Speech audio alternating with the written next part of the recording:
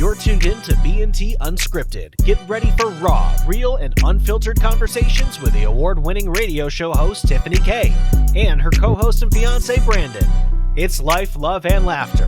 Unscripted, unpredictable, and unforgettable. Buckle up. You're listening to B&T Unscripted.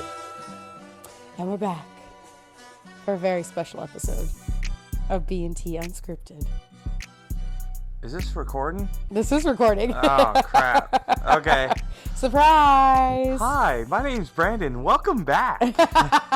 I know, that was kind of cheesy, huh? Yeah. But we are back, and it is a very special episode because this is a surprise episode we're dropping this week. Yep. Because it is Halloween today. Yes. OMG. My birthday. Don't even say it like that. Don't say it like that. Why? Because that's so like basic making fun of me. It is a good day. What is those memes I send you? Oh my gourd. Oh my gourd. Or like you used to say, or you still do now, like on the phone, like, hey girl, hey. And then it was at one point, hey ghoul, hey. Yeah, you started that. I was like, got what a cup. in the world is that? I got a cup for it. But Yes. it's like my birthday, babe. This is my day of the year. Your second birthday. Yeah, I wasn't born on the right day. I tell my parents that. Oh, Alexa, stop! wrong one. Sorry. That one's Google. That didn't want Or Google, stop! I always get our Alexa and our Google devices confused. Yeah, the CIA's listening. Yeah, to us. probably. But anyways, I always say that I was born on the wrong day of the year. And I tell Yeah. my parents that. I'm like, you had me on the wrong day. Just hold me in a little longer. A little longer would have been a few months because I was born in June. But, you know. Yeah. Because this is like my Christmas, my month of my day of the year. I love Halloween. Mm-hmm. And you know that. You're not a huge fan. I'm a fan of the candy. Yes. Like but most. I won't go out my way for like the haunted houses and stuff. But do I like the fall festivities? Yes, outside of the haunted house stuff, you know. So, What am I going to do with you? I don't know. How am I getting married to you and you're not a huge fan of Halloween? Hey, you said yes. That's true. I did You know? say yes. So You're not wrong. I asked the questions around here. That's true. You gave me a yes, so it worked out. You're not wrong. Yes, I'm not that bad. Okay, well, today I'll be asking you some Halloween-y questions. Oh, gosh. Are you excited for this? I don't know why I signed up for this job. Oh, whatever. This whole co-hosting thing. This job This job. that we don't get paid for. Why'd you hire me? Why am I in this seat? Why am I doing this? Because I'm not Buddy, even qualified. Buddy, our dog, is on vacation, so you have to take over. I'm not even qualified, dude. Well, you're doing a pretty good job, in my opinion. Thank you. I appreciate it. But, on a side note, speaking of Halloween, though, I do want to say we just had a really cool engagement party in Ohio. Yes. Shout out to my mom. It was Yes. a Halloween costume engagement party. It was a lot of fun. Wasn't it? I'm not gonna lie. I was like, you know, like how guys are. They dread yeah. going to like the parties that their significant others drag them to. Yep. I was like, man, like I had to survive DC traffic and everything. A drive to Ohio. Oh, you had to fly. Fly out that night. That's right. Got there to Ohio Mm-hmm. after work, and you know, it was just hit the ground running. Mm-hmm. Then like the whole weekend do that. Then, Yeah. but anyways, yeah, But it was a great time. It turned out to be a really great time. Got to meet meet again a lot Yep. of your friends and meet some new people too, which were great. You Yeah. know, great time. And it was also really funny because of some of the engagement cards, quote unquote, we got were actually just Halloween cards from my friends. Yes. And they all wrote on them ironically because they didn't like see each other's card. They wrote them on saying like, well, it's your engagement party, Tiff. We had to do a Halloween card, you know, Yeah. like this time of year. So I thought it was cute. But we'll post some pictures from the party as well because like my mom went all out, like floating candles, like even the food was like a puking pumpkin was like Yeah, dip that for was funny. veggies. Yeah. Like a pumpkin cheese thing. It was really cool. Yeah, it was a good, like you could say, venue setup thing. Yeah. You know? So Yeah, it so was a lot of fun. Shout out to Mom. Thank you so much. We appreciate it. Shout out to Miss K Oh, for yeah. all the hospitality Yes. and the K family. The or K whatever. fam. And our cake was really cool looking. Yes, shout out to the Beth. cake. Yeah. Beth. Yeah, Beth, that was her correct? name. It was really cool. So Yes, very nice. We'll post some photos on B&T Unscripted on our Facebook page so you can check it out as well. Or if you follow along with us on Facebook, you can see it there. Yes. But off of that subject, see, Halloween made it into our wedding somehow. Off of that subject. Yes, you got your wish. I did, into Halloween. Today is the official day of Halloween. Ooh. And I don't know, do you know the history of like how Halloween started and all that? Nope, you're asking the wrong guy. Oh, I don't know. Maybe you like watched Jeopardy too many times and knew all of it. I I look don't know. like the guy that watched No, that. no. You know? But how about that? I'm going to give you a little background for anybody who doesn't know the history of Halloween. Okay. Okay. Once again, it is today. For anybody who forgot or parents who forgot, go get your candy. Yes, hurry. Yeah. You don't want to get your house egged or anything like that. Yep. But did you know that Halloween, its origins date back about 2,000 years? Really? Mm-hmm. So it can date back to like the Celtic festival of Samhain. Some people say it differently. I can't say it. Okay. Which basically the idea was it marked the new year on November 1st for them. That's how they marked years. So instead of like after Christmas and stuff like that, they would use Halloween or the day after November 1st. Yes. Okay. And it was actually the day that marked the end of summer and the harvest and the beginning of the cold, dark winter, which they related to human death. Oh, wow. By the way. Wow. But think about it. Back then, they didn't have like the proper medical tools and stuff that we have now. So when those cold, dark winters did hit, a lot of those illnesses could be deadly. So Yeah. that was kind of seen as like more of a time of death, not rebirth in a sense. So that's basically what it was. And it was also the idea that the Celts believed on this night before the new year. So November 1st for them was the new year. Okay. So on October 31st was the night that the boundary or the veil between worlds, the living and the dead, was open. Wow. So all the ghosts and the ghouls could come out to play for And one night. Where did this originate again? These were the Celts who were mostly in Ireland and the UK area. So in the Europe area. Yes. Okay. So Yes. that's where it originated. Correct. Okay. Correct.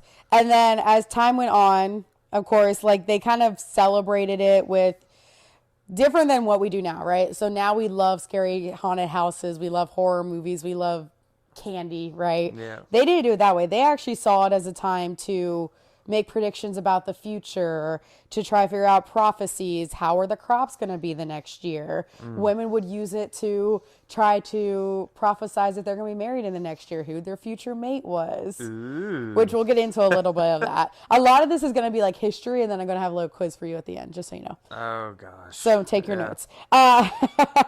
But they would have huge like bonfires, and they would dress up in masks and costumes. Okay. They would have sacrifices, just little things like that. Like the extreme. The extreme. wow. Yeah. And so that was in the Celtic territory.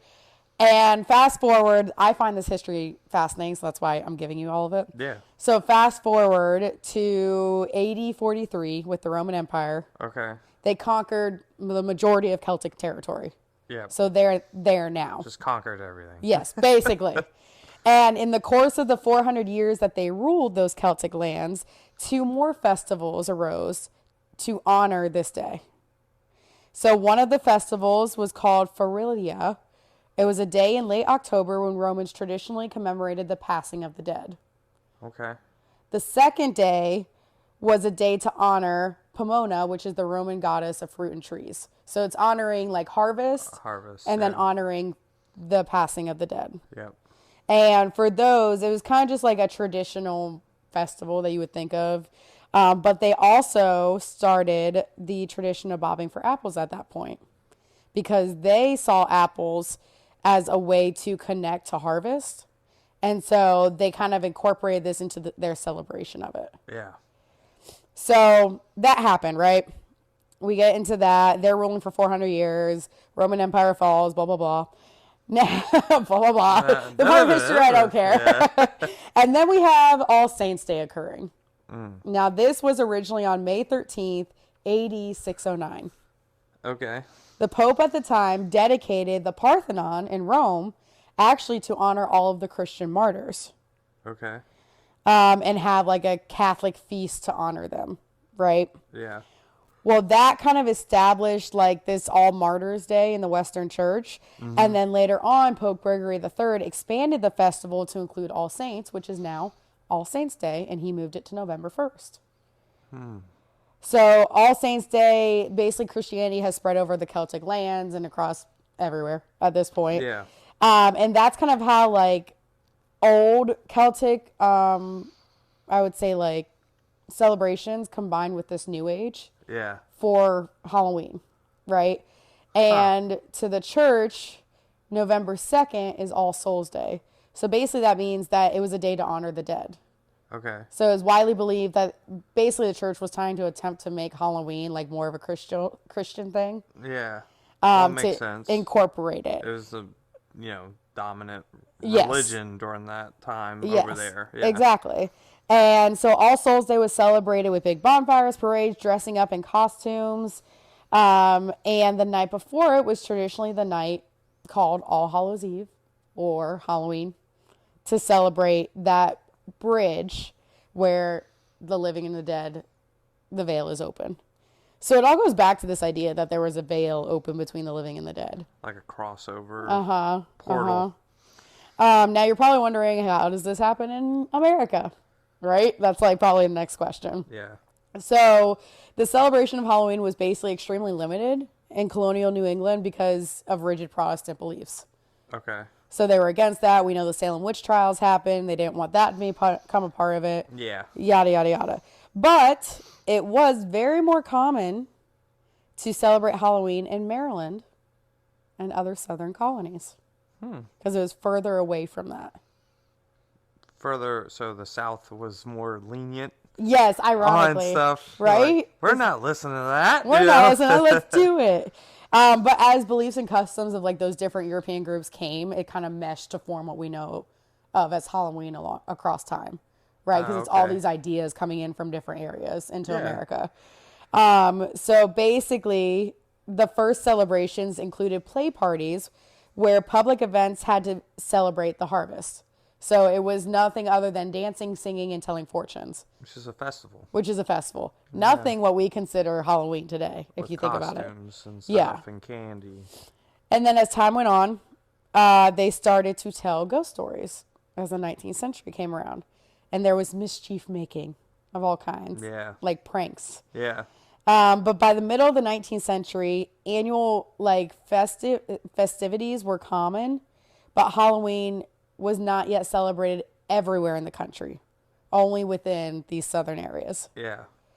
But as the second half of the 19th century came along, of course, America was flooded by Irish immigrants because of the potato famine.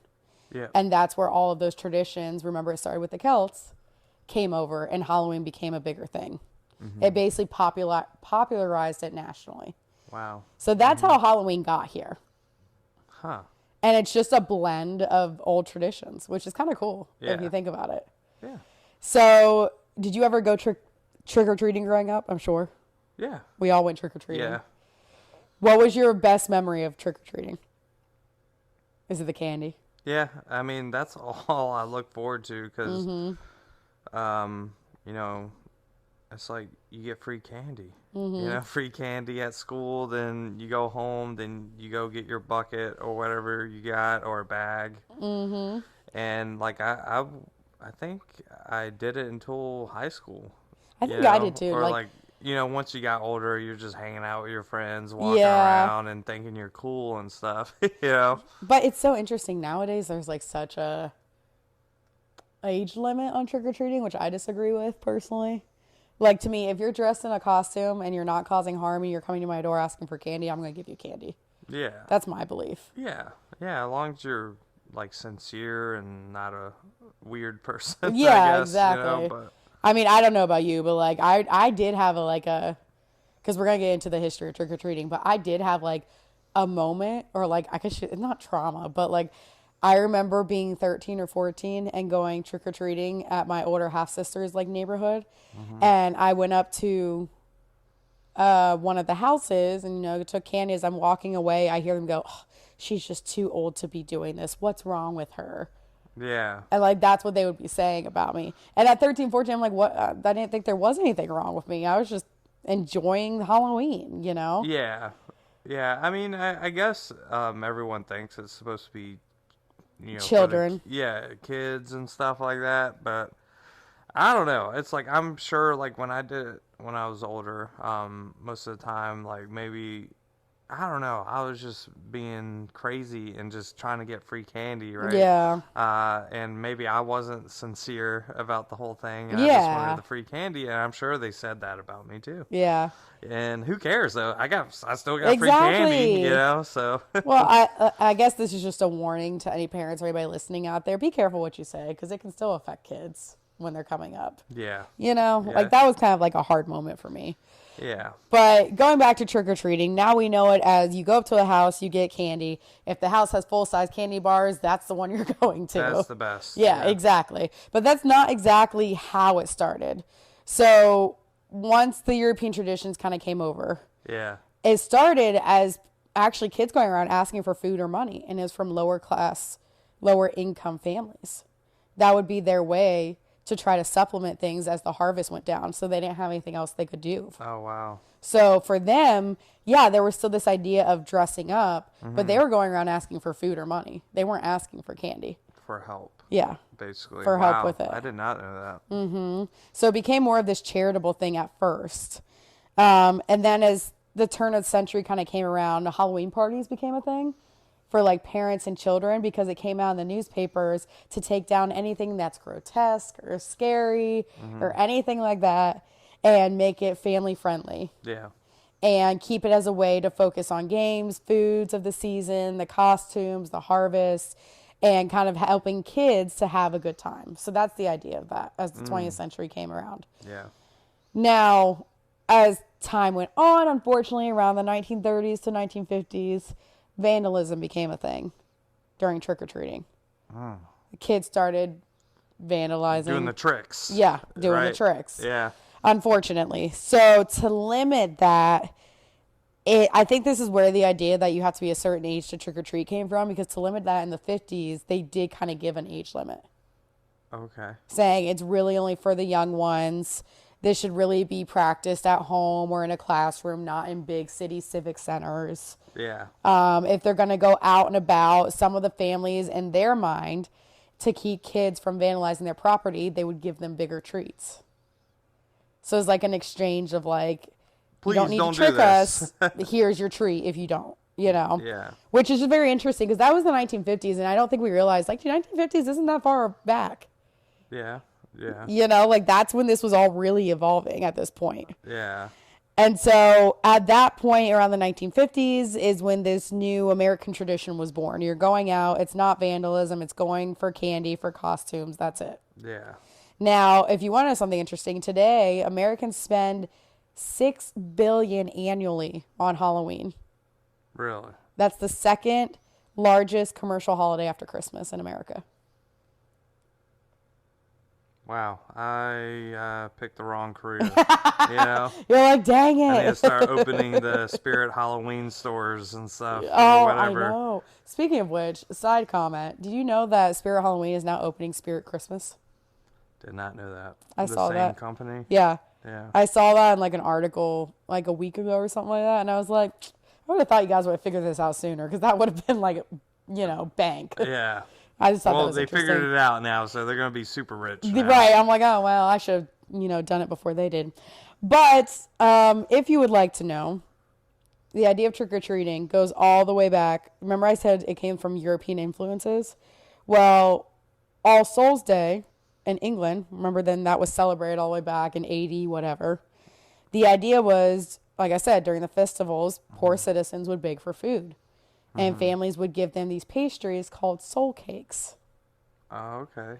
Which is basically, they gave it to them in return for their promise that they would pray for those who had passed in these people's families. Wow. Mm-hmm. So it was kind of a way for the church to get involved too, because it was like not an evil way that was seen. Yeah. But it was actually called, instead of trick or treat, going a souling. What is it? Going a souling. Going a souling. Mm-hmm. That's kind of cool. It is kind of cool. Isn't it better than like trick or treat? Kind of cool to say. Yeah. You know? It's kind of fun. And from there, that led to children taking up the task to ask for food and money for their families. So I've given you a little bit of the rundown of trick or treat. It's pretty cool how it has so many different like parts Influences. to the puzzle, and it ended up being what it is now. And you know what's weird is now a lot of European countries don't celebrate Halloween. It's probably because we're doing it. Could be, yeah. Yeah. They're like, we're not doing what they're doing. Yeah, those darn Americans. Yeah. Darn Americans. But if you remember earlier on, when we first started this podcast, I had mentioned that a lot of the early festivals were focused on predicting the future, and women would actually use different things at festivals to predict their future mate. Yeah. So do you want to know a little bit about that? Sure. So a lot of these rituals don't happen anymore. Most of them don't. But they did have ideas. Sorry, I was just picturing like girls, going to the pumpkin patches and just levitating with their Starbucks. Starbucks, please give me Channing Tatum. I mean, it's a good pick, but or Ryan Reynolds. We all love Ryan Reynolds. Who else? Hey, you know what? I don't think did I ever tell you this? Sidebar: I did do one of these like superstitions during New Year's, like before I met you to find love, and it worked. No, I did not. Yeah, I'll tell you that on a different podcast. Yeah, we're gonna save that one. That's gonna be be that interesting. One. Were you levitating too? I was not levitating. Starbucks. I was not. But some of these are interesting, and I actually knew a couple of these. So, like I said, back in the day, long time ago in Europe, these rituals were focused on the future instead of the past, and many had to do with helping young women identify their future husbands and basically reassuring them that they would someday, with luck, hopefully soon, find their future husbands. Because also think about, at that point, a woman kind of had to be married to make it in life. Yeah.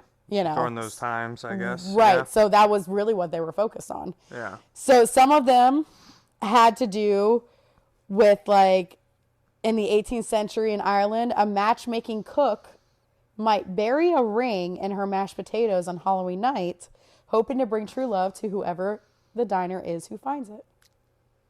That's a dangerous game. I know. I'm like, what if he chokes? Does that mean he's your dude, or like? Yeah. What if he like unfortunately passes away? It's like, oh darn it! Like, Bail with my love. Yeah. There's another one. That's like the third one this week. Jeez. Yeah. Until next year. That must have been a crazy time. I'm telling you. It's like I would hate. Was it the guy? Right. Yeah. I would hate to be a guy. I'd be know. like paranoid of like my mashed potatoes or something. You would never eat. I'm like. During Halloween, you'd be like, nah. I would be like, nah. I don't want any mashed potatoes in my life, So. Well, no worries. You already put the ring on the finger, so no ring in your mashed potatoes. I don't have to worry about that one, In Scotland, fortune tellers recommended that an eligible young woman named a hazelnut for each of her suitors and then toss the nuts into the fireplace. The nut that burned to ashes rather than popping or exploding represented the girl's future husband. You know what would be the hard part about that, though? Is you put these names on each nut and you throw it in. You're like, which one was that? I forgot. Was it David or Paul? I can't remember. God darn it! It's David! I didn't like David! Where art thou, David? Where art thou, David? Oh, David died from the ring in the mashed potatoes. Okay, where art thou, Paul? Gosh! I guess it was Paul. So some of these are just insane to me. Ready for another one? Yeah. Another tale had it that if a young woman ate a sugary concoction made out of walnuts, hazelnuts, and nutmeg before bed on Halloween night, she would dream about her future husband. Wow. That one's not as dangerous. That's kind of cool, But I'm the person who doesn't remember my dreams, so I'd be like, man, I probably did dream about it, but I can't remember who it is. Yeah. Young women also, which this one I actually knew. I only know it because of that show Charmed I watched growing up, and they actually did it in one of the episodes. Okay. So young women would toss apple peels over their shoulders, hoping that the peels would either fall into like a bucket of water on the floor in the shape of their future husband's initials. Wow. That's a stretch. That out of the nuts is a stretch. I mean, that's like if you're throwing apple peels or whatever Yeah. on the floor and it starts spelling someone's initials, you got some more problems. Seriously, like Casper's just like messing with you at that point. You know, like, he's just oh, floating it's around. an S, and you're like, is it S in the first And it or says the last Paul name? again, you know? It's like, God! I didn't want Paul. David! That is really funny. And Casper's just laughing away. You Every know? time. It's like, you suck. Oh my gosh. Other rituals became more competitive. So at some Halloween parties, the first guest to find a burr on a chestnut hunt would be the first to marry. Huh. Doesn't say who they married. So they're like actually racing. Yes. Can you imagine like people actually like training for that? Get out of my way. Like, move, Sarah! And just push her down the hill. Damn, you spilled my Starbucks. Where art thou? And others, the first successful apple bobber, that's where apple bobbing comes in, bobbing for apples, would be the first down the aisle. So whoever could get an apple in their mouth first is the first down the aisle. Once again, I don't know what happens if you didn't have a suitor in the first place. Yeah. Like, are you just walking down the aisle with yourself, hoping there's someone down there, or? I don't know. That's something to think about. So those are some of the rituals that came from that. Aren't Those are those pretty interesting? cool. Those are pretty cool, though. They are pretty cool.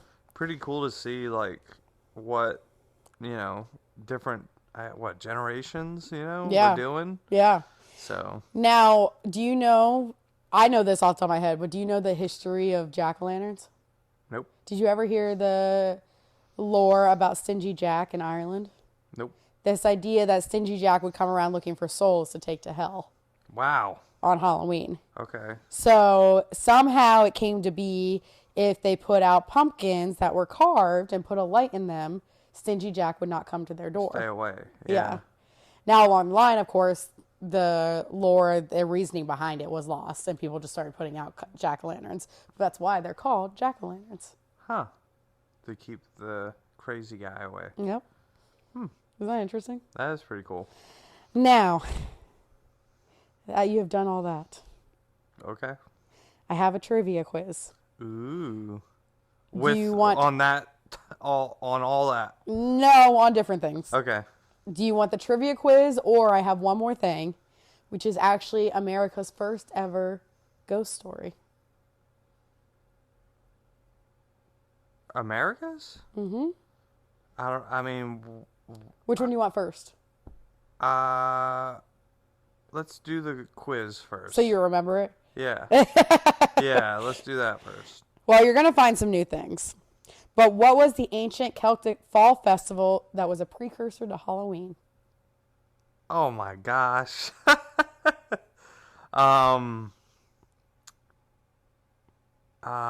does it start with? Can I have a hint? S. Sween? Close. Soween.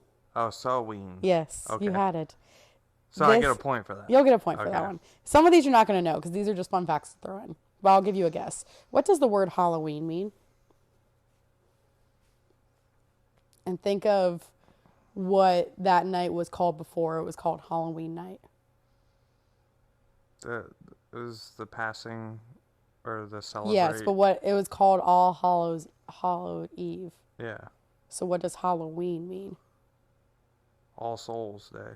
No, hallowed evening. Weed. Halloween. Hallowed evening. Hallowed evening. Yeah, Okay. or hallowed evening. Basically, it's a holy night. Yeah. That's what it means. Okay. This should be an easy one. What is America's favorite Halloween candy? I think I've heard this one before. But it's I don't know. It said the candy corn crap. It's not candy corn. What's the one that everybody goes for? Hershey's, right? No. What's my favorite? Well, one of my two favorites.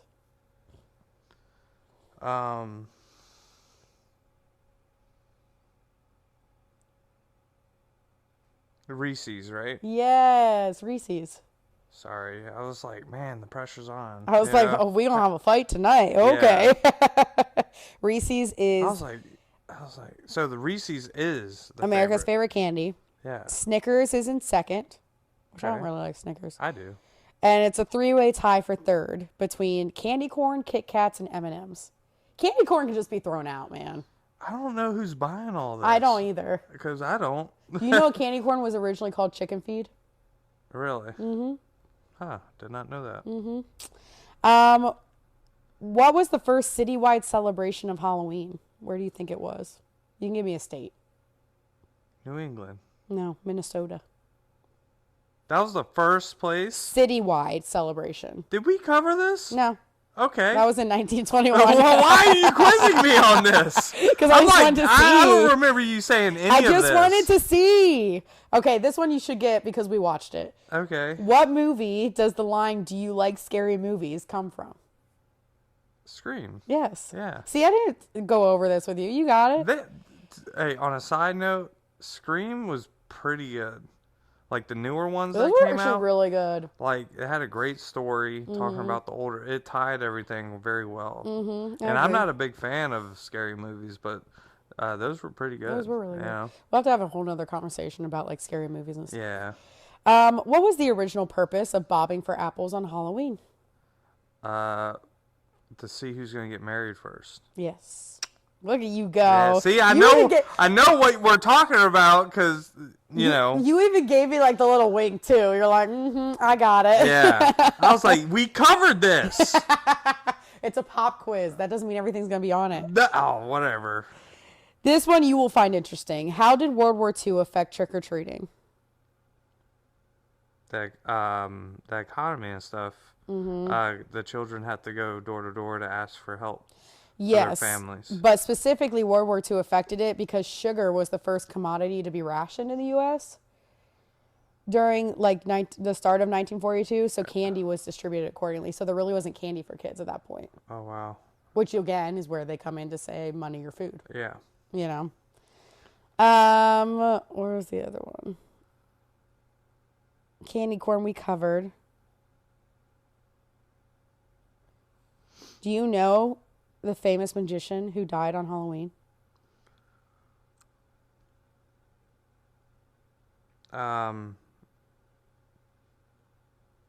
No. Harry Houdini. Really? Mm-hmm. Wow. He tried to do a trick, but ended up passing away on Halloween. It caused his death? Mm-hmm. Was it the saw?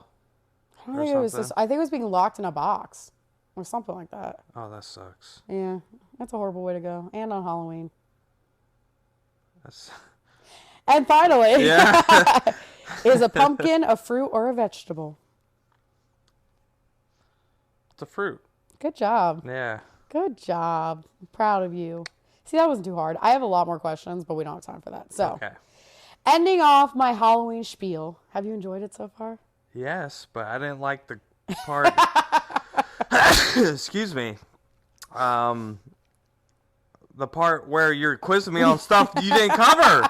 You're like, ha ha ha, what is this? Who died on Halloween? I gotta keep you on your toes. That was not fun. I'm sorry. Wait, this is more fun. Before we move on to my ghost story, what was your favorite costume growing up that you wore for Halloween?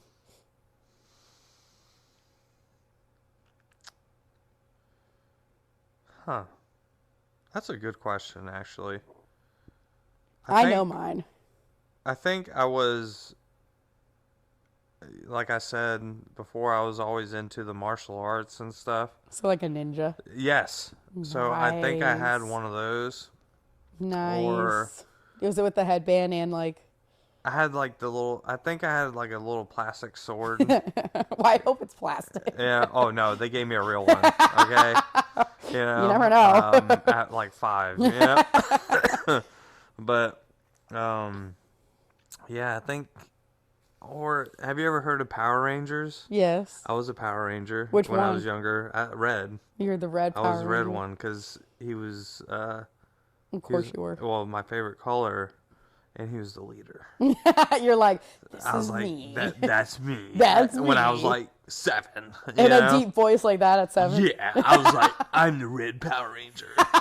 Watch out, Scream. Watch out, guys. But when Scream came in, I went and hid behind my dad. So I was definitely not a leader then, so. Oh my gosh, that's funny. Yeah. That's funny. So the Red Power Ranger did not stand a chance against a teenage Scream. Well, at that time, you had to grow. Now you could. Yes. Maybe.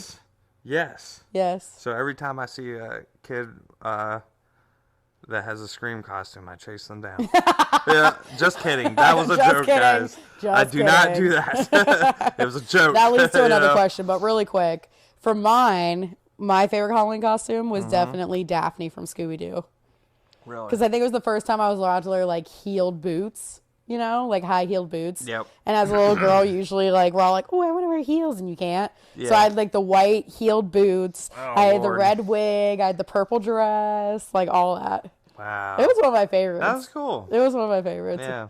I never really dressed up as anything scary for me loving scary things. To this day, I haven't. Never. Nothing like a, I don't know.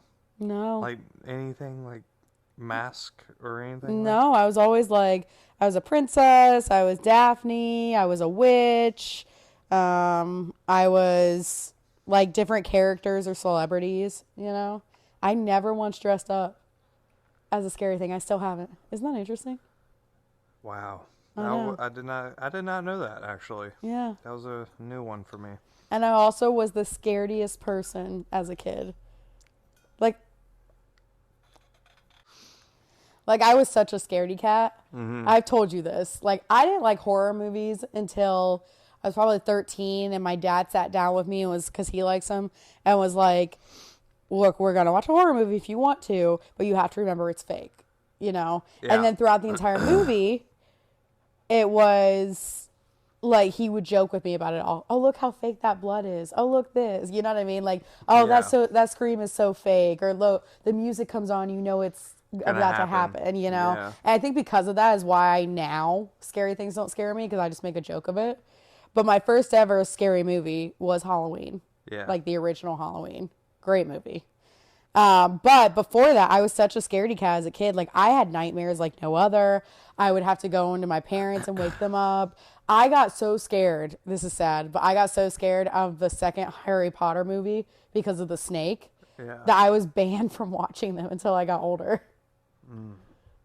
Isn't that so weird? Because now I'm obsessed with it all. Yeah. But I think it's because I make a joke out of it. Yeah. But getting off of that onto the haunted, my one other question I had, because you were talking about, not being able to face down scream. When I was a kid, yeah. Right, when you were a kid. Now, if you were in a haunted movie, which one of us would die first? Probably you. Why do you think me? I've watched enough haunted movies to know what to do. Yes, but that doesn't mean in a real situation that you would. You go find the car and leave. Well, I think as a group, we would survive pretty well. Yeah. And we wouldn't get in those situations, I don't think.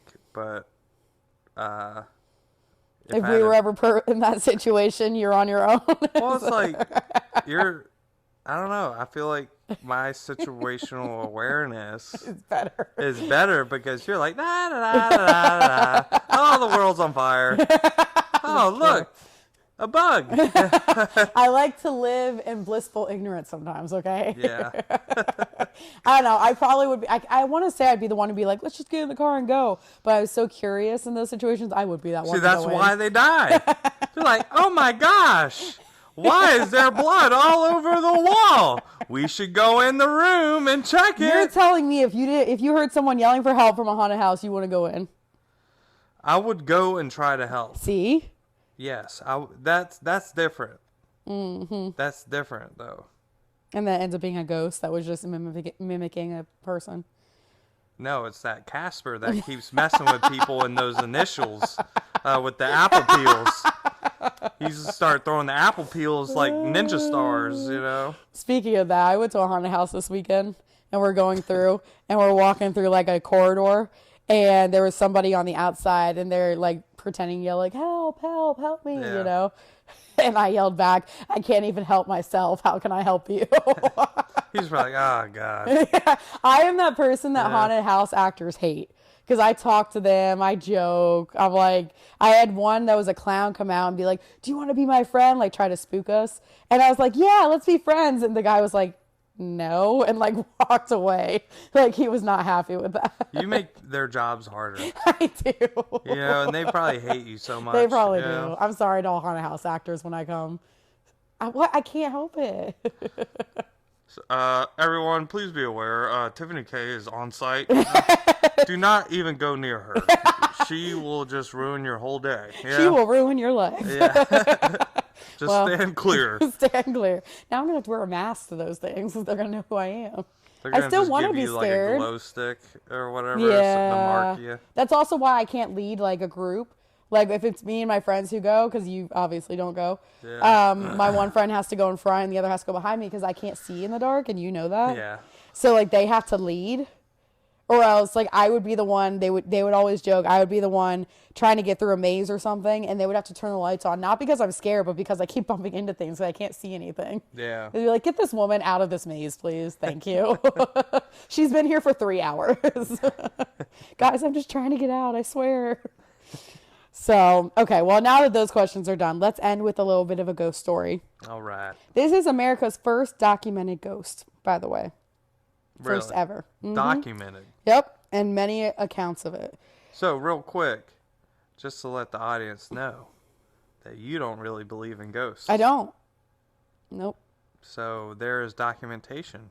Yep. Because you always said you needed documentation. But I need to see it. Not like documentation because people can make up a story. Or they can, like, you know those ghost hunter shows?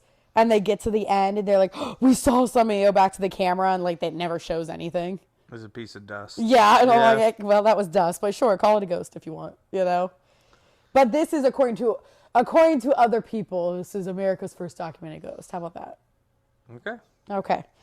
So, apparently, the first ever documented ghost was on August 9th in 1799. Wow. And it was the first ghost sighting in the U.S. And it was when Abner Blaisdell first heard strange noises in his house in Maine. I can't say the town name or else I would give you the town name.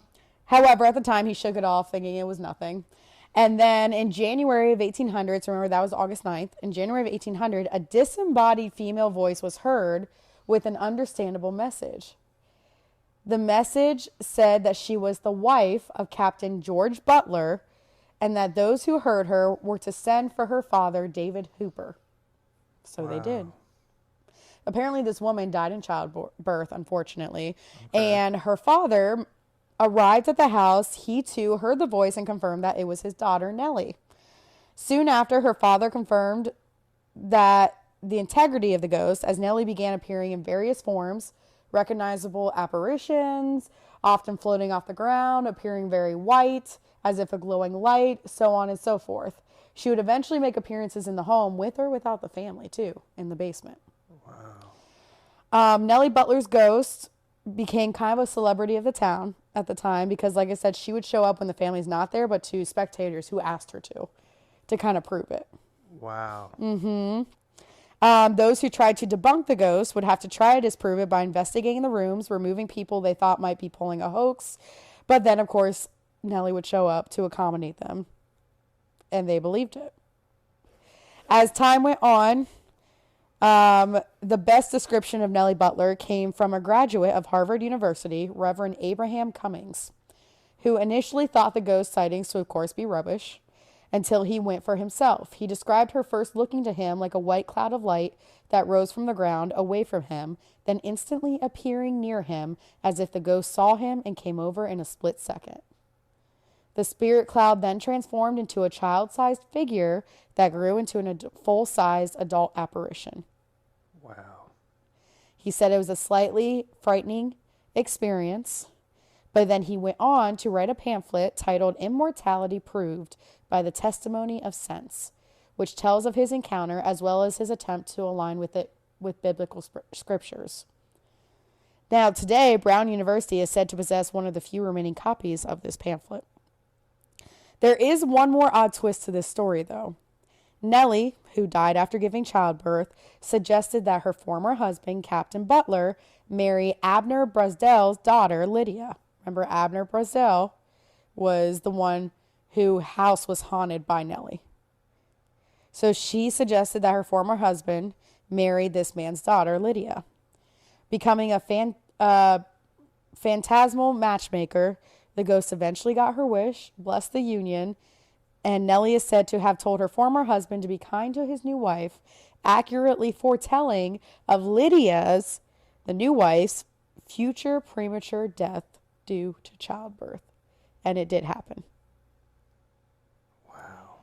Now, to top it all off, maybe Nellie made her point, or maybe she was just ready for eternal rest, but she was seen only one more time after her visit with Captain George Butler. She returned back to him after he lost his second wife and reported that she was standing in his bedroom and gave him a tongue lashing because he had promised her that he would never marry another woman, even though she told him to. Wow. That's just wow. Isn't that insane? That's America's first ever ghost. Documented ghost. Wow. That's crazy. You got the spooks, the chills. I don't know. It's just, I like hearing stuff like that. Yeah. Because I believe in that stuff. Mm-hmm. And that's why I don't like too much of it. Yeah.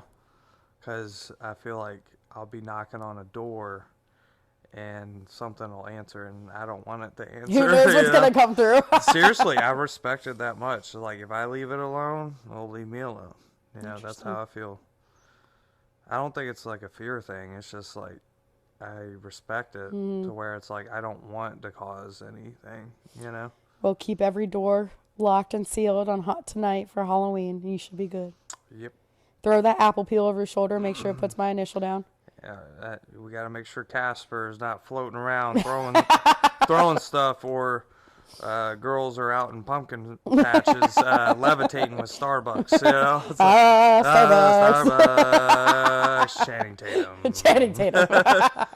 Well, that was my Halloween episode. Thank you, Biv, for letting me actually do my little Halloween fun. It was fun. I actually enjoyed it a lot. Did you? Oh, we're going to get you on the Halloween train. It was fun. I didn't like the surprise pop quiz, but we made it through it. We did make it through. Yes. And for everybody else out there, we hope you have a happy Halloween. Yes, please be safe. Stay safe. Get some candy. Remember, parents, sometimes there's not an age limit for kids. If they're being good in a costume, help them out. Give them some candy. Yeah, participate too. Yes, participate. With your children. There's so many people who don't do it anymore. I think it's so sad. Yeah. Even decorating and stuff. Yeah. But anyways, we hope that you have a fun Halloween. If you would like to tell us whether it was your favorite costume or have a picture growing up or of your kids or the ghost story you heard that made you start believing in it or anything else, we would love to hear it all. You can check us out on our Facebook page, B&T Unscripted. Also follow us on Facebook too. And with that, would you like to do the honors? Yes. One last thing. Please be safe. Take care of yourself. And don't forget to tell someone you love them. Happy Halloween. Bye.